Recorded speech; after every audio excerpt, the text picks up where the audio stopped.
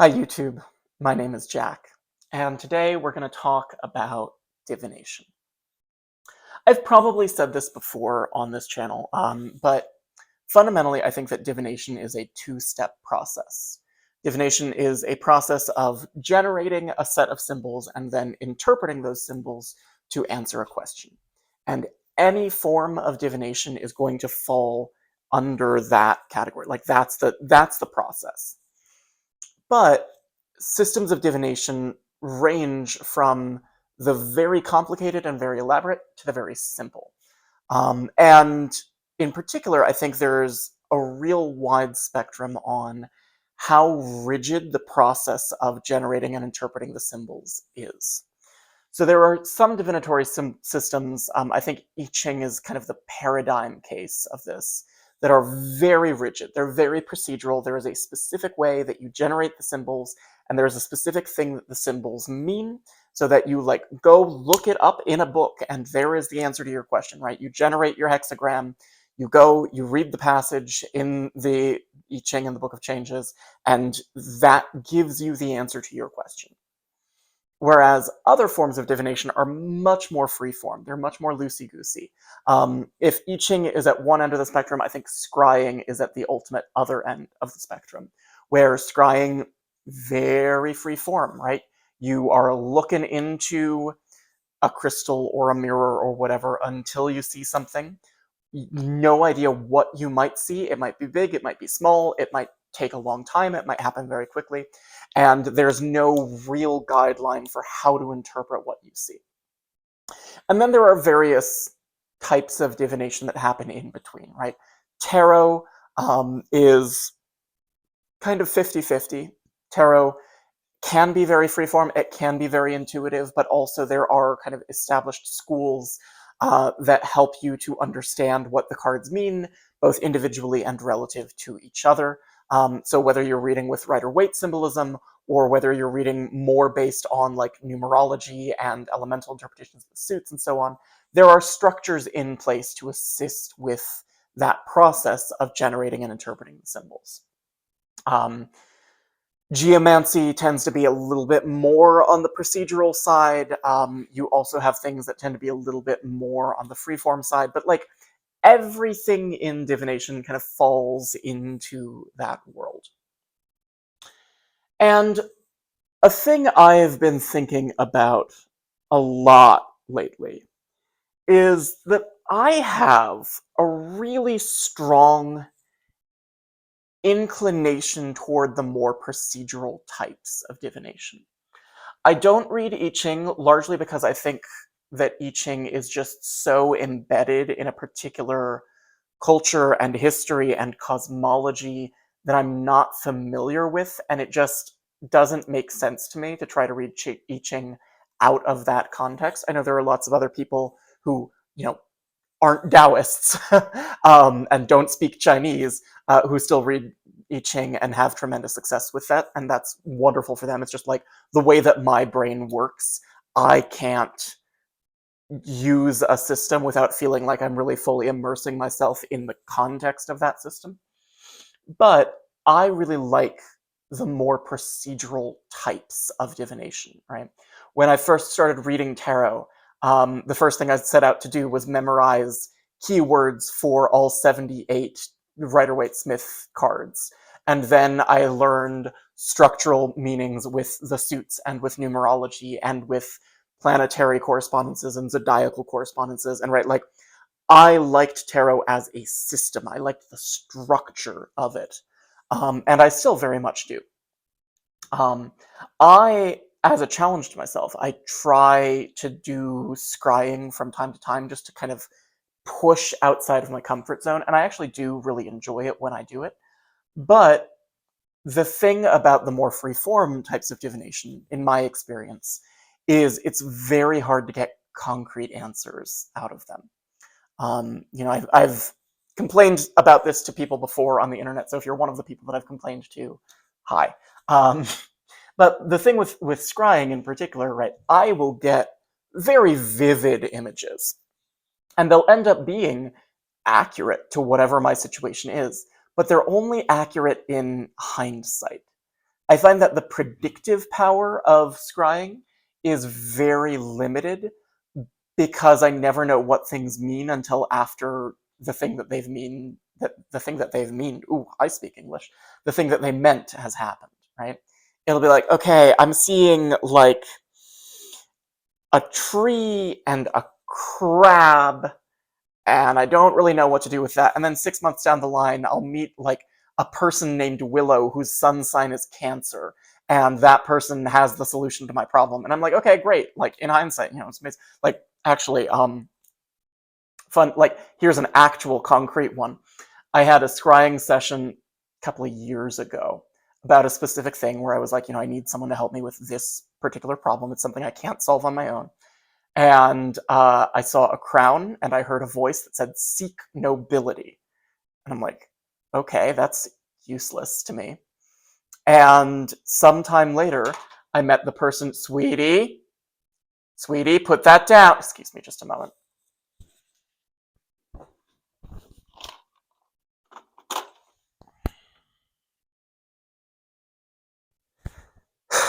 She was being naughty. Sometime later, I met the person who was able to solve that problem for me. And his last name is Prince. And I was like, well, okay, right? Like, the divination was spot on. Seek nobility. I found a person whose last name was Prince. Amazing, great. Was in no way helpful to me in the lead up to that encounter, right? It like was only actionable in hindsight when I realized here's a person whose last name is Prince and nobility, like, and was able to make those connections after the thing had already happened. Whereas with tarot, or sort of going further on to the procedural end of the spectrum, because those forms of divination are more rigid, I find it's much easier for me to get specific, concrete, actionable things out of them. I read a book on predictive astrology techniques recently, which by and large was very good. It involved a lot of modern astrology that I don't really fuck with.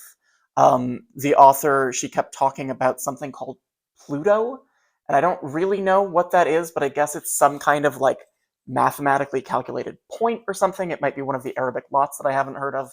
Regardless, there were a couple of specific things in that book that I found very useful and very actionable.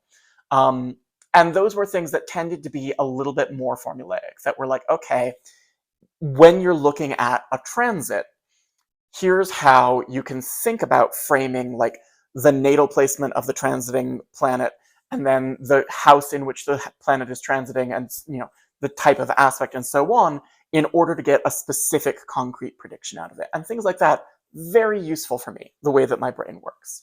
I love the raw psychism of the more freeform intuitive stuff. I think it's super cool and super magical, but you can't do anything with it. You can't use it. It doesn't help you to predict things. And ultimately, I feel like divination should be able to help you predict things, depending on what you're using it for, right? There's also like decision making or introspection, or like there are other uses, but one of the big ones is predicting things. So yeah, right, like we have that spectrum of procedural to freeform. I really like the procedural stuff. And part of it is that ability to make concrete predictions. And then also that ability to like check yourself against your concrete predictions, right? If you just see a tree and a crab, there's no way in the future to really determine like, did I predict something correctly, or was I off the mark? Whereas if you make a very concrete, this thing is going to happen type of prediction, you can confirm or deny that, right? Like you can check whether that actually happened, and you can test your divinatory skills that way and get better at it. Dream divination, oneromancy, would be another one that's on the much more freeform end of things. Where you're like, okay, well, I dreamed that I was in a castle and there was an old lady and she had a twig, and then the twig turned into a butterfly, and you can do good divination with that. Dream divination is hard though, because it's so freeform, and also because with dreams in particular, Some dreams we have are meaningful and some dreams we have are not, and it takes a lot of practice to figure out which ones are which. But the point that I am meandering my way toward, and thank you to anyone who's still watching after 10 minutes, because usually my average watch time is like 6 minutes, so I appreciate you. I think there's a second reason that I tend to like the more procedural types of divination, and that's because I think it provides a bit of a check on sort of falling into your own potion. I've talked about this elsewhere. I think that ritual is important when we're doing any kind of weird stuff, right? When we are deviating from the kind of consensus reality that we all inhabit together, and we're doing weird magical stuff where we're talking to spirits or predicting the future or trying to cast magic spells. I think it's really important that we create some kind of a threshold that we cross when we are deliberately stepping out of the mundane world and into that weird magical space where we're doing the magical things. For a variety of reasons. One is just like magically, operationally speaking, it's easier to do those things if you are entering into some kind of a liminal space where maybe the rules of the ordinary world don't apply. Also, separately from the magical tech, psychologically, it's easier to believe that if you're stepping into that kind of altered space, um, doing something that ritualizes it and deliberately makes it feel special. But the third one, and a thing that I think we maybe don't talk about a whole lot because it's embarrassing to admit, is that it's really helpful to have that boundary between the ordinary world and the magical world so that you don't start believing too much of your own bullshit, right? It is helpful to have a boundary that says, okay, I am setting aside the ordinary world and deliberately entering into the space where I am doing magic or predicting the future or whatever else it is that I'm trying to do. Because otherwise, it becomes very easy to get lazy about those things in your day-to-day life, and to just kind of collapse them down in a couple of ways. One, in the way that, yeah, that makes you lazy about what you're doing, right? If you're not in the habit of ritualizing, if you don't put a little bit of high church into your magic, it's very easy to kind of stop putting effort into magic. I'm not saying that everyone who isn't high church does this. Like, don't misunderstand me. But it's very easy to be like, like I could go and get the ingredients to make that spell, and I could cast a whole circle and do the whole thing, or I could just kind of like visualize it really hard, and that'll be just as good. And listen, if you're really good at magic, maybe your magic is just as good if you visualize it really hard. Mine is not, right? Like, I don't get results by just visualizing things really hard. And I tend to be suspicious of people who claim that they do. Not saying it's impossible, just I have questions. But relatedly, I think there's a risk sometimes that if we just rely on raw psychism, and if we don't put a little bit of ritual into something like divination, then it's very easy to start just conflating your own impulses and ideas and opinions with psychic reception, right? It's easy to fall into your own potion. And if you don't have kind of a demarcation that says, now is the special time when I am doing the psychic thing and predicting the future, and this is somehow different from my ordinary state of being, then what happens is that it's very easy to start mistaking your ordinary state of being for the magical thing where you're predicting the future. And this is where you get people who are like, oh, I passed a car on my way home today and one of its tail lights was out, and that's a sign. And right, like anyone who posts on Reddit, where like, oh my goodness, I saw a bird today. Is that a message from the goddess Athena? It wasn't an owl, it was just a bird. But I think it might have been Athena talking to me. Or, you get kind of an uneasy feeling, and it's not just great example, actually. Last summer, I was in Padua, in Italy, and I went to the cathedral in Padua, which is a beautiful cathedral. I went to the tomb of Saint Anthony, and I had I was overheated and dehydrated, and I felt a little sick. I felt a little dizzy and like a little nauseated in the cathedral.